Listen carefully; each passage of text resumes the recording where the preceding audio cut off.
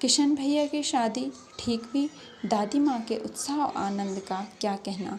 दिन भर गायब रहती, सारा घर जैसे उन्होंने सर पर उठा लिया हो। पड़ोसिनें आती, बहुत बुलाने पर दादी माँ आती। बहन बुरा मत मानना, कार परोजन का घर ठहरा, एक काम अपने हाथ से न करूं तो होने वाला नहीं। जानने को तो ये सब जानते थे कि दादी माँ कुछ करती नहीं, पर किसी काम में उनकी अनुपस्थिति वस्तुतः विलंब का कारण बन जाती। लेखक कह रहे हैं जब उनके बड़े भाई किशन भैया की शादी हुई तो उस समय उनकी दादी माँ में अत्यंत उत्साह था और वो अत्यधिक आनंदित थी, अत्यधिक प्रसन्न रही। दिन भर गायब रहती, सारा घर जैसे उन्होंने सर पर उठा लिया, मतलब वो घर के कार्यों में सदैव व्यस्त रहने लगी। और जब भी कोई पड़ोसिनें आती तो वो एकदम उनसे मिलती नहीं, वो घर के कामों में उलझी हुई रहती और उनसे कहती कि बहना बुरा मत मानना कि मैं इस समय तुमसे ज़्यादा बात नहीं कर पा रही हूँ क्योंकि ये क्या है, कार परोजन यानी शादी वाला घर है, तो इस समय बहुत अधिक कार्य होते हैं। तो कहती है अगर मैं कोई भी काम अपने हाथ से ना करूं तो होने वाला नहीं। तो लेखक कह रहे हैं कि जो आस पड़ोस के सभी लोग जानते थे कि दादी माँ से कुछ काम नहीं हो पाता था क्योंकि उनकी आयु अधिक हो गई थी, लेकिन वो सभी कार्यों में अपनी उपस्थिति आवश्यक मानती थी और वास्तव में यदि किसी कार्य में वो अनुपस्थित रहती तो वह कार्य विलंब, उस कार्य में देरी हो जाती है। तो लेखक आगे कह रहे हैं कि उन्हीं दिनों की बात है कि दिन दोपहर में मैं घर लौटा। बाहरी निकसार में दादी माँ किसी पर बिगड़ रही थी। देखा पास के कोने में दुबकी रामी की चाची खड़ी हैं। सो न होगा धन्नो, रुपये मैसूद के आज दे दे तेरी आँख में तो शर्म है नहीं। मांगने के समय कैसी आई थी, पैरों पे नाक रगड़ती फिरी। किसी ने एक पाई भी न दी, अब लगी है आजकल करने फसल में दूंगी। अब क्या तेरी खातिर दूसरी फसल कटेगी। तो लेखक इस पैराग्राफ में अपनी दादी से संबंधित एक घटना के बारे में बता रहे हैं कि एक दिन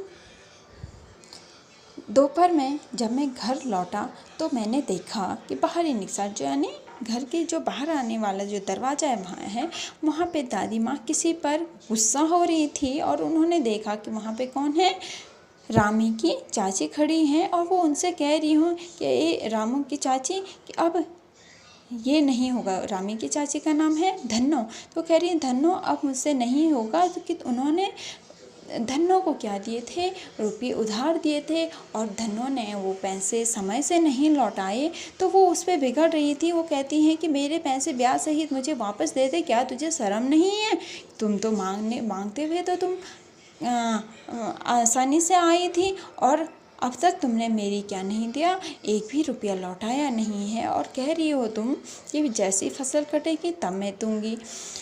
तो इस प्रकार वो उन पे गुस्सा होती हैं और आगे कहती हैं,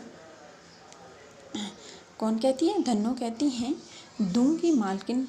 रामी की चाची रोती हुई दोनों हाथों से आंचल पकड़े हुए दादी के पैरों की ओर झुकी और कहने लगी, बिटिया की शादी है, आप न दया करेंगी तो उस बेचारी का निस्तार कैसे होगा। तो जब दादी माँ उन पे धन्नो पे बिगड़ती है तो धन्नो दादी माँ के पैरों में गिरते हुए कहती हैं कि क्या है, मेरी बेटी की शादी है, अगर आप मुझ पे दया नहीं करेंगी तो उस बेचारी की विदाई कैसे होगी। तब आगे दादी माँ कहती हैं, हट हट अभी नहा के आ रही हूँ। दादी माँ पीछे हट गई। जाने दो, मैंने इस अप्रिय प्रसंग को हटाने की गरज से कहा, बेचारी गरीब है, दे देगी कभी, चला है समझाने। तो लेखक आगे कह रहे हैं कि ये तब मैंने ही दादी माँ से कहा, अरे दादी रहने दो, इस समय जाने भी दो, दे देगी बेचारी, वो क्या है गरीब है। तो दादी माँ मुझे कहती हैं, चल तो हट जा, बड़ा आया तो मुझे समझाने वाला। और मैं चुपके से आंगन की ओर चला गया। कई दिन बीत गए, मैं इस प्रसंग को एकदम भूल सा गया। एक दिन रास्ते में रामी की चाची मिली। वह दादी को पूतो फलो दूधो नहाओ का आशीर्वाद दे रही थी। मैंने पूछा, क्या बात है धन्नो चाची? तो उसने विफल होकर कहा, उरिन हो गई बेटा, भगवान भला करे।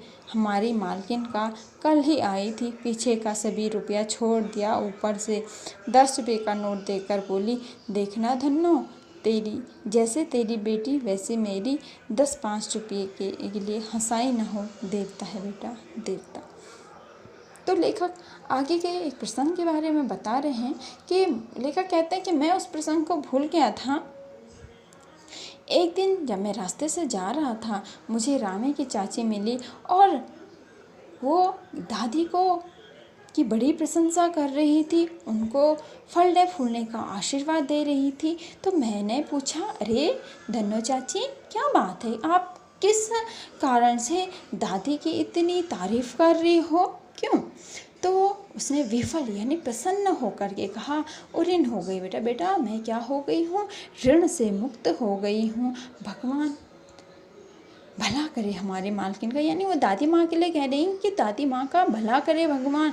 वो कहती हैं, कल ही तुम्हारी दादी हमारे यहाँ घर आई थी और उन्होंने जो पिछला मैंने रुपया उनसे उधार लिया थे वो उन्होंने मुझे माफ़ कर दिया। वो कह दे कि छोड़ दिया, ऊपर से उन्होंने मुझे क्या दिया, 10 रुपये और दिए और कहा कि धन्नो, जिस प्रकार तुम्हारी बेटी है वह वैसी ही मेरी भी बेटी है कि तुम 10-5 के लिए कहीं कोई कमी ना रह जाए, कोई हंसाई ना हो। तो आगे कहती हैं, बेटा तुम्हारी जो दादी हैं बिल्कुल एक देवता के समान हैं। उसे रोज़ तो बहुत डांट रही थी। मैंने पूछा, वह तो बड़े लोगों का काम है बाबू, रुपया देकर डांटें भी न तो क्या लाभ। मैं मन ही मन इस तर्क पर हंसता हुआ आगे बढ़ गया। तो जैसे जब धन्नो चाची ने दादी की तारीफ़ें की तो फिर लेखक ने कहा, अरे चाची, उस दिन तो दादी आपको बहुत डांट रही थी। तो धन्नो चाची कहते, अरे वो तो बड़ी हैं, बड़े लोगों का काम डांटना तो होता ही, इतना तो उनका हक होता है। वो कहते हैं, उन्होंने तो मुझे रुपये दिए, अगर वो डांटें भी ना तो क्या लाभ। और लेखक कह रहे हैं कि मैं मन ही मन इस तर्क पे हंसता हुआ आगे बढ़ गया।